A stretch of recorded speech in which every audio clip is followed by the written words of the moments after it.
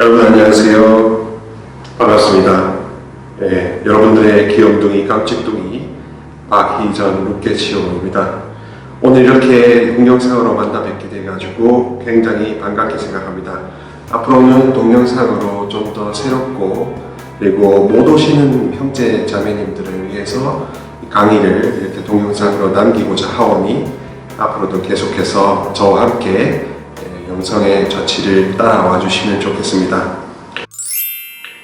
이번 2월5 자체 원래회 때에는 성경 영성의 구조와 주제들이라는 주제를 잡았습니다. 지금 하고 있는 시리즈는 성경의 빅픽처에 대한 시리즈잖아요. 그래서 성경의 빅픽처 중에서도 첫째 달에는 성경 해석의 빅픽처, 그래서 교부 시대부터 시작돼가지고 중세, 근대, 현대, 바티칸 공의 이후에 지금 우리가 일상생활에서 듣고 있는 성경 해석에 대한 빅픽처를 받았습니다. 이번 두 번째 달 2월에는 성경 해석의 빅픽처에 이어서 성경 영성의 구조와 그리고 성경 영성에서 주요 다루는 주제들에 대해서 조금 살펴보고자 합니다. 이해합니다. 좀 어렵고 복잡하고 전문적인 거라서 하품도 나오고 힘드실 거라고 생각이 되는데 우리 사랑하는 형제 자매님들께서 조금 참아주시고 관심을 조금 더 기울여 주시면 이게 굉장히 흥미로운 주제라는 것을 좀 감안해 주시고 따라와 주셨으면 좋겠습니다. 먼저 성경 영성의 구조에 대해서 살펴볼까요? 성경 영성의 구조에는 여기 첫 번째 나의 영성 노트에 나오듯이 첫 번째 구약 성경의 영성이 당연히 있을 것이고, 두 번째 신약 성경의 영성, 그 다음에 이 신구약을 통합적으로 다루게 되는 성경 영성의 키워드에 대해서 이야기를 하게 될 것입니다. 첫 번째로 구약 성경 영성은 하느님의 현현, 드러나심, 그 라틴어로는 테오파니라고 하는데 이것이 단계적으로 계시되는 것입니다. 직접 나타나시기도 하고 예언자를 통해서 그 다음 단계에 나타나시고 후에는 지혜라는 여인을 통해서 나타나시게 되겠죠. 신약 성경도 마찬가지로 이제는 예수님의 공현, 영어로는 테오파니, 에피파니라고 되어 있는데 그것도 단계적으로 계시가 될 것입니다. 그래서 직접적으로 드러나고 그 다음에 사도를 통해서 드러나고 공동체를 통해서 드러나는 이 3단계를 겪게 될 것입니다. 그래서 이 신구약 영성을 다 합쳤을 때 관계성의 영성이 결국 성경 영성의 핵심이라는 것을 알 수 있을 것입니다. 그리고 두 번째로 요약 노트에 보면 성경 영성의 주제들이라고 나와 있죠. 구약 성경 영성에서는 가장 첫 번째 땅, 두 번째 계약, 세 번째 정의, justice에 대한 것이 나옵니다. 신약 성경도 마찬가지로 첫 번째 믿음, 두 번째 구원, 세 번째 영생에 대한 것들이 나타날 것입니다. 이 두 가지 주제들, 두 가지 영역에서의 주제들을 또 짝을 지어놓으면 계약은 구원, 정의는 믿음으로, 이 땅에서의 소유물인 땅은 영생을 주는 내세에서의 영원한 삶, 하느님 나라로 이렇게 올라간다는 것을 알 수 있습니다. 그럼 과연 이런 구조를 갖고 설명하는 것이 어떤 차원에서 좀 더 의미를 가지는지 넷째 면에 나오는 그 당신과 나를 통해서 좀 더 구체적으로 살펴보겠습니다. 먼저 성경 영성의 구조 가운데 구약 영성의 구조입니다. 하나님의 현현, 테오파니가 단계적으로 계시되는 거죠. 1단계는 하나님께서 직접 자신을 드러내시는 단계입니다. 2단계는 이제는 하나님의 영성이 예언자를 통해서 전파됩니다.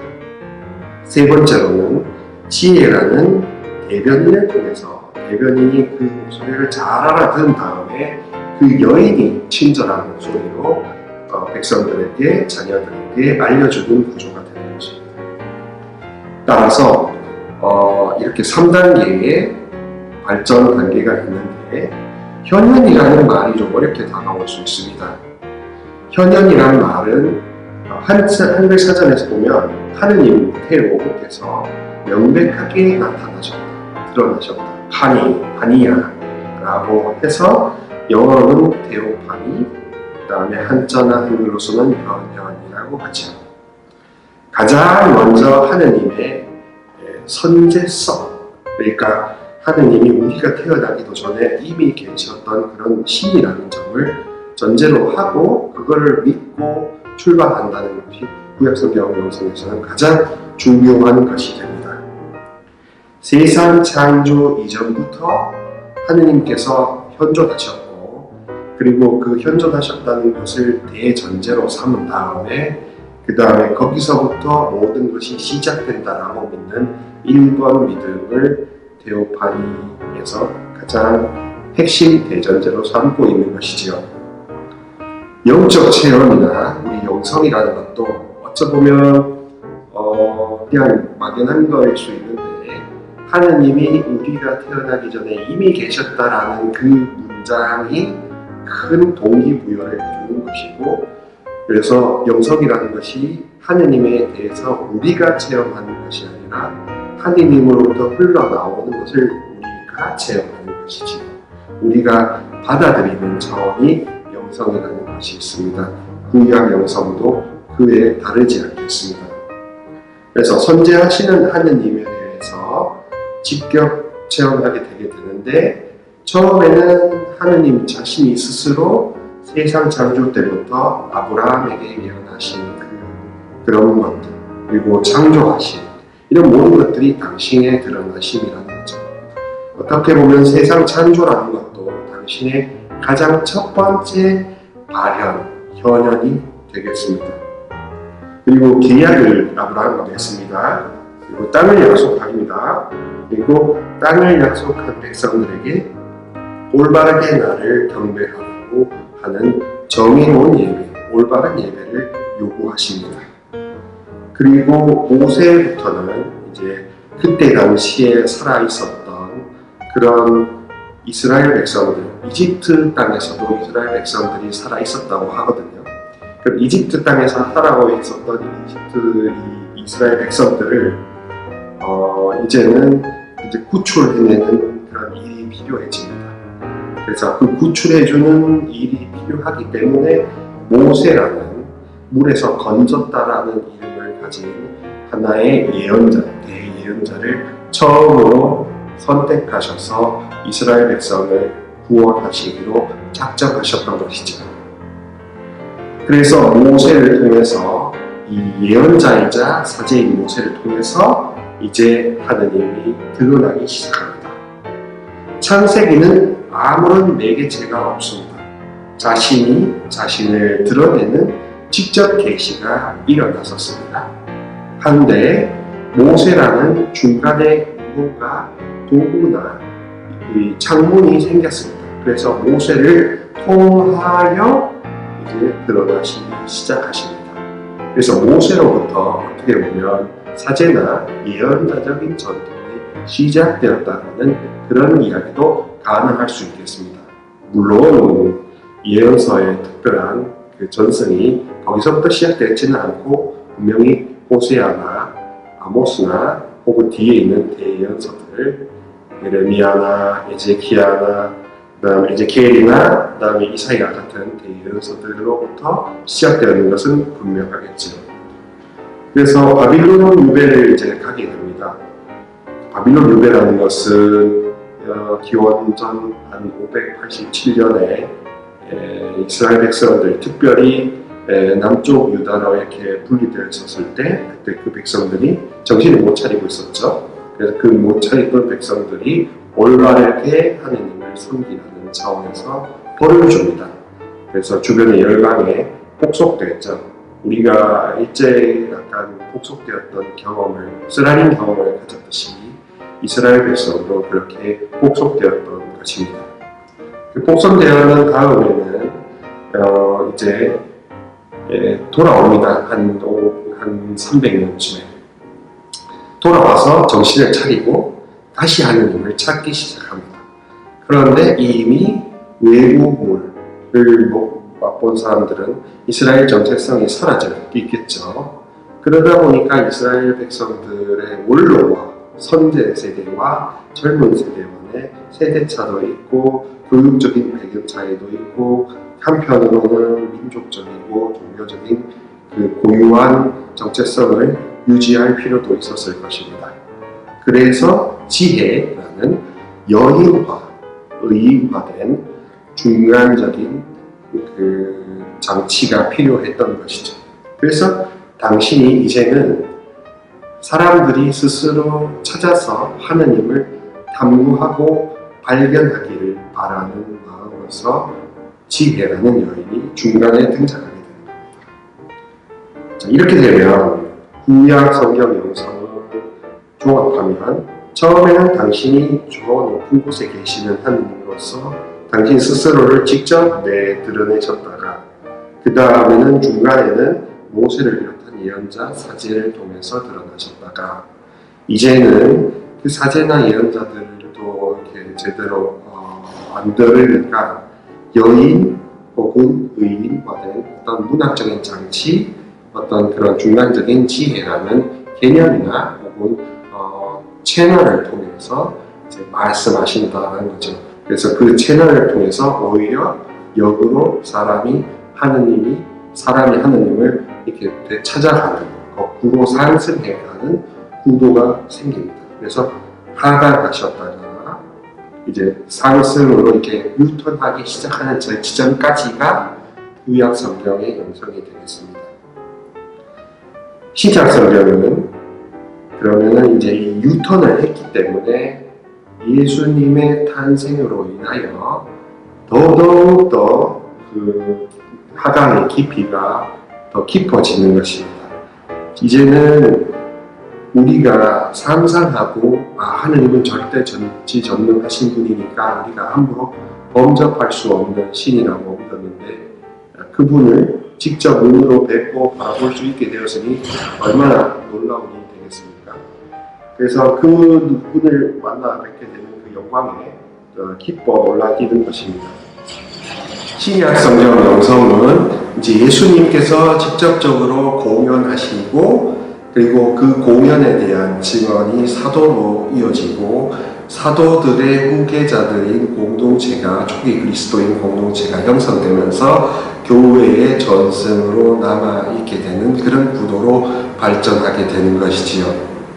공연이라는 것은 잘 아시겠지만 예수님께서 직접적으로 당신을 드러내시는 것을 의미합니다. 명백하게 이 땅에 오셨고 나타나셨다라는 육화의 신앙에서부터 시작이 되겠죠. 하느님께서는 예전에는 예언자들을 통하여 여러 번에 걸쳐서 여러 가지 방식으로 조상들에게 말씀하셨지만 이 마지막 때에는 하느님을 통하여 우리에게 말씀하셨습니다라는 히브리서 첫 서두에 나오는 이야기가 바로 구약 영성과 신약 영성을 이어주는 경첩과 같은 역할을 하고 있습니다. 그래서 예수님이 이제 오셨으니까 마르코복음 4장 21절처럼 이제는 누가 등불을 가져다가 함지 속이나 침상 밑에 놓겠습니까? 등경 위에 드러나게 놓지 않겠습니까? 라는 식으로 이제 하느님께서 메시아께서 오셨다는 것이 명명백백하게 드러났기 때문에 감추거나 쉬쉬할 필요가 없다고 하였죠. 하지만 주변에는 박해하는 환경 그리고 여러 유대인들이 그리스도인들을 이단시하는 환경이 있었기 때문에 함부로 그 말을 하지는 못했을 것입니다. 다만 그리스도인이라고 하는 사람들은 이 내용을 믿고 따랐을 것은 분명합니다. 따라서 이제는 직접적으로 예수님께서 오셨고 예수님께서 이제 사도들을 부르셨고 후에는 그 사도들의 교회 공동체가 이루어졌을 것입니다. 구세주 예수 그리스도의 공연 때문에 이제 공연도 사도들에 대해서 이렇게 설교가 됩니다. 공연이라는 것은 결국 예수님께서 약속되셨던 구세주시다, 메시아다 이 약속에 대한 증거와 체험과 그리고 확증 그리고 선교 복음하겠죠. 그래서 이제는 그런 설교와 선교들이 전승이 될 것입니다. 여기 보면 전승 트라, 그 다음에 슬래시, 이렇게 대시, DCO라고 되어 있는데 트레디션이라고 하는 말 자체도 트라, 뭔가 누구와의 사이에 혹은 누구에서 누구로 건너가는 DCO 말을 했다. 그러니까 나로부터 상대로 내 말이 건너갔다. 가르침이 전수되었다. 라는 차원에서 전승이거든요. 그러니까 예수님에 대한 전승이 생겨났다는 것이지요. 그래서 공동체를 통해서 더욱더 이것이 집단화되고 의식화되었습니다. 그래서 박해라는 시련 속에서도 하느님의 다시 오심을 기다리는 그런 공동체가 생겼고 초기 그리스도인 공동체에서 하느님을 그렇게 기다리게 되었죠. 그리고 사도들과 공동체들의 증언의 내용인 한 사랑, 한없는 사랑, 아가페가 여기서는 영성의 핵심으로 등장합니다. 몸소 그분께서 오셨고 또 그분이 하느님의 한 사랑 아가페를 보여주셨고 그 보여주신 것을 제자들이 보았고 보안 제자들이 그것을 전승했고 그 전승한 것을 믿고 예수님께서 다시 오실 길을 고대하는 그런 구도가 형성되었습니다. 그래서 한 사랑으로 그분이 우리에게 보여주셨으니 우리들도 한 사랑으로 그분께 응답해야 한다라는 믿음이 굳건하게 형성되었죠. 그런 이유 때문에 야고보서 2장 23절에서 나오듯이 실천으로 그의 믿음이 완전하게 되어야 된다. 그냥 예수님이 오셨다, 믿었다 이것뿐만 아니라 이제 좀 더 실천적인 믿음이 필요하게 되었던 것입니다. 자, 이러면 이제 예수님 탄생과 그다음에 사도들의 이제 형성과 이제 초기 교회 공동체 형성까지 하나의 이제 스토리 라인이 나오게 됩니다. 창조, 그다음에 구원, 완성 이런 세 개의 큰 구원서적 모델이 들어맞게 되는데 그럼 이 신약 성경, 구약 성경의 영성을 통합시켜 줄 수 있는 하나의 키워드를 찾으라면 어떤 거를 찾으면 될까? 그것은 바로 상호 순환의 관계성. 이것이 교회 안에서 재현된다는 말입니다. 좀 많이 어렵죠? 풀어서 설명해 드리겠습니다. 먼저 관계라는 것은 한자의 관자는 대문이 있고 관 하나 이렇게 도성이 들어가면 거기에 줄을 이렇게 그었답니다. 줄을 잡고 모든 사람이 통과하는 사람이 검열을 받아서 입성하도록 했다는 겁니다. 마치 이제 공항에 들어가기 전에 우리가 엑스레이나 이런 걸 검열을 받아서 이상 없는 사람만 통과할 수 있듯이 그 당시에도 문이 이렇게 있고 문에 줄을 매어가지고 실을 매어서 사람들을 검사하고 그 사람들이 뭔가 이상하거나 뭔가 없는지 검사를 하고 들여보냈다고 합니다. 왜 그랬을까요? 뭔가 해를 끼칠 수도 있고 뭐 다른 여러 가지 이유가 있었겠죠. 자동적으로 그들과 그렇게 일적으로 같은 목적에서 이렇게 종사하다 보니까 자연스럽게 엮이게 될 수밖에 없을 것입니다. 엮이게 되면 그 사람들이 이제는 그냥 우연히 스쳐 지나가는 것이 아니라 반드시 만나게 되는 그런 연결고리가 되겠죠.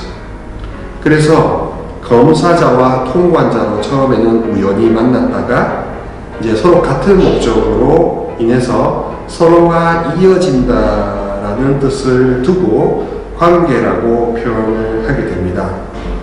하느님과 인간 사이를 그 개념에서 우리는 처음에는 우연인 줄 알았는데 알고 보니 우리는 필연이더라. 항상 하느님과 함께 해야 되더라. 라는 차원에서 필연성을 강조해서 관계를 문제라는 말을 차용했습니다. 그렇게 되다 보니까 이제 하느님과 우리 자녀들의 공통 목적이라는 것은 바로 구원, 행복한 삶이 되겠죠. 그래서 그 같은 목적으로 필연적인 관계에 엮이게 되고, 그래서 관계성이라는 명사를 쓰게 됩니다. 동시에 관계성이 그냥 일방적일 수도 있지 않겠습니까? 하느님이 그냥 무조건 이렇게 따라라 라고 명령하실 수 있겠는데 또 그건 아닙니다. 오히려 하느님께서 우리를 배려하셔서 우리에게 조건도 제시하시지만 그분이 우리의 간청도 들으시고 우리도 요구받은 것을 이렇게 수용하고 또 그분께 감사도 드리고 이런 식으로 이렇게 순환하게 되는 구조가 있겠죠. 그래서 상호 순환의 구조가 생기는 상호 순환의 관계성의 문제가 이제 모든 성경을 지배하게 되는 겁니다. 그래서 상호 순환적인 신인 관계성, 하느님과 인간 사이의 관계가 이렇게 성경 안에 존재하게 되고, 가톨릭 교회는 교회 안에서 이 모든 것을 다시금 기억시키고 재현하고자 하기 때문에 여러 가지 성사들을 통해서 그것을 재현하고자 하기 때문에 교회가 그 순환 관계성을 재현하고자 합니다. 그래서 상호 순환의 관계성의 교회적 재현이라는 조금 난해한 복잡한 표현으로 성경 영성을 이렇게 표현하고 있습니다. 그리고 이제 그렇기 때문에 교회가 하느님을 드러내주는 성사가 된다라는 가톨릭 교회의 표현도 이런 맥락에서 등장하게 되는 것이지요. 자, 성경 영성의 주제들에 대해서 계속해서 좀 가보겠습니다. 성경 영성의 주제들에서 구약은 먼저 첫 번째 땅, 두 번째 계약, 세 번째 정의에 대해서 이야기합니다. 땅은 무엇이냐? 바로 하느님께서 먼저 달디디실 그분의 첫 무대, 현현의 무대가 됩니다. 그리고 그것은 약속의 매개가 되기도 하죠. 그리고 계약의 보증이 되기도 합니다.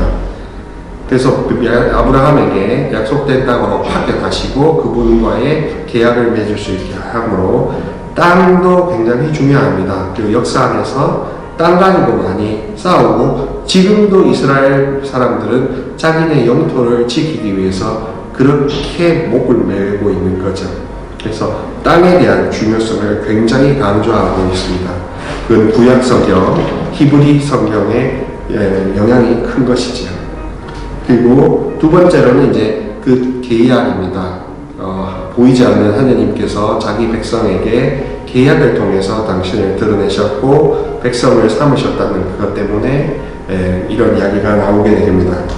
그리고 또 가장 중요한 건 정의, justice, 정의에 대한 강조점이 구약에 많이 등장합니다.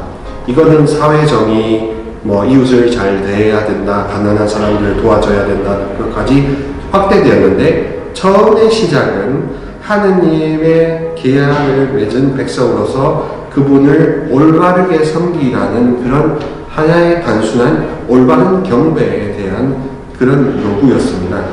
그렇기 때문에 그 주님에 대한 정의로운 경배, 그런 방식과 내용이 합당한 그 경배에 대한 이야기를 두고 바로 정의라고 하였던 것입니다. 그래서 잠언 1장 7절에 나오는 주님을 경외함이 모든 지식의 근원이다 라는 이 표현은 이 정의와 연관되어 있고 자연스럽게 계약이나 땅 문제 이런 것들과도 더 맞닿아 있습니다. 그래서 구약 영성에서의 가장 큰 주제는 올바르게 하느님을 섬기는 올바른 경배였고 그 올바른 경배를 지혜라고 생각하고 있었던 것이죠. 지극히 전례적인 차원에서 접근하고 있었습니다. 이제 신약 영성으로 오면 신약 영성에서는 믿음, 구원, 영생이라는 세 가지 키워드가 등장하게 됩니다. 처음에는 올바른 경배에 대한 강조점이 굉장히 많았겠죠. 근데 그 올바른 경배에 대한 강조점이 이제는 올바른 믿음에 대한 강조점으로 변화하게 됩니다. 왜냐하면 메시아께서 직접적으로 오셨고 우리 눈앞에 드러나셨기 때문에 그분을 보고 느끼고 그분에 대한 믿음이 정말로 중요하다고 사도들이 강조했기 때문에 그렇죠. 그래서 올바른 믿음, 예수님의 한 사랑, 아가페에 대해서 어떻게 하면 우리가 응답을 100% 할 수 있을까 하는 윤리적인 고민과 함께 이런 이야기들이 등장하게 되었습니다. 그래서 올바른 믿음에 대한 강조가 로마서 3장 28절에 등장하던 것처럼 신약을 지배하게 됩니다. 사람은 율법에 따른 행위에 상관없이 믿음으로 의롭게 된다고 우리는 확신합니다. 라고 하였죠. 구약 영성에는 올바른 경배, 전례가, 숭배가 중요하다고 했습니다. 그러면 전례에 대한 관련된 율법들이 있었을 것이고 그 율법을 어겼을 때 하느님을 그릇되게 경배하였을 때 그때 문제가 된다고 생각하였을 것입니다.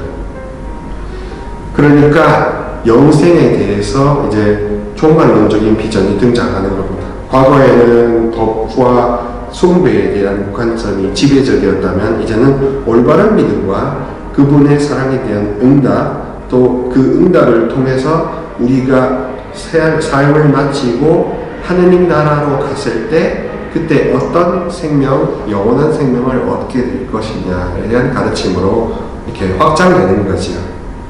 그래서 구약 영성은 이 현세에서 얼만큼 하느님이 주신 계약, 율법, 올바른 숭배를 해서 내가 죽어서 그거에 대한 보상을 받을 것인가 하는 보상 논리가 지배적이었는데 이제는 신약에서는 예수님을 올바르게 믿고 그 사랑에 응답해서 우리가 어떻게 영원한 생명을 누릴 수 있을 것이냐 하는 질문으로 조금 더 나아갑니다. 그냥 보상으로 그치는 것이 아니라 죽어서도 생명을 누릴 것이라는 믿음으로 종말론적으로 굉장히 확대되었죠.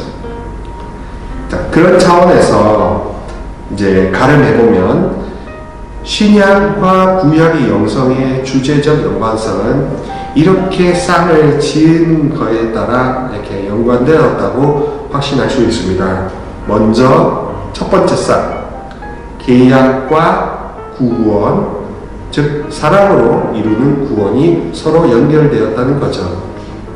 예수님께서도 결코 하느님 아버지께서 맺으신 계약을 없애거나 폐지하려고 하지 않으셨습니다.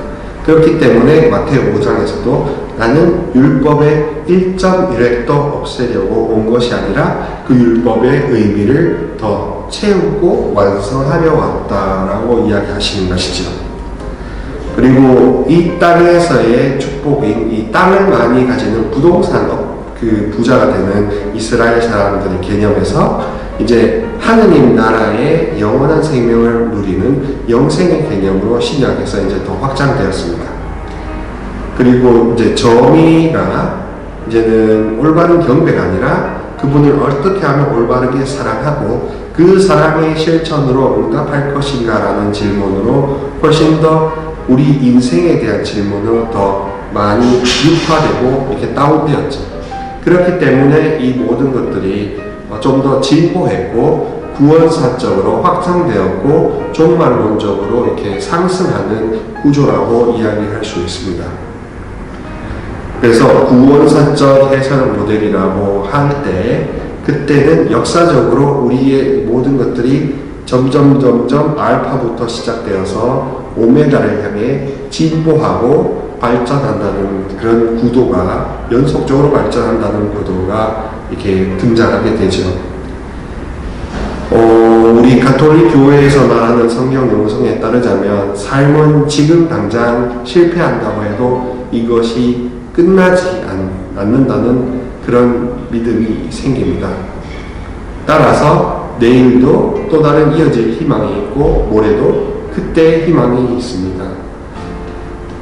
그래서 그래서 마무리하는 차원에서 여러분들이 잊지 마셔야 될 것이 바로 신약과 구약을 이어주는 그 영성의 핵심적인 가운데 모티브가 되는 것이 아마도 마태오복음 6장 22절부터 35절까지 나오는 말씀일 것입니다. 거기서 가장 중요한 것이 무엇이겠습니까? 너희는 하느님 아버지의 나라와 그 아버지의 뜻을 구하여라. 그러면 다른 모든 것들도 곁들여 받을 것이다. 라는 그것이 이 메시지에서 가장 중심적으로 등장하는 마지막 한마디라고 할 수 있겠습니다. 사랑하는 우리 교회 여러분, 오늘 아프고 오늘 상처받았다고 하더라도 오늘 모든 것이 끝나지 않고 또 내일도 이어질 것입니다. 하지만 내일은 내일 걱정이 할 것이 있고 내일은 내일 희망이 있다는 점이 성경 영성의 구조상에서 명백하게 드러나는 것입니다. 조금 강의가 어려웠을지 모르겠지만 조금씩 돌려보시고 그 다음에 궁금하신 점이 있으시면 후에 문의하셨으면 좋겠습니다. 그럼 다음 강의 때도 이렇게 반갑게 찾아뵙도록 하겠습니다. 여러분 안녕히 계세요.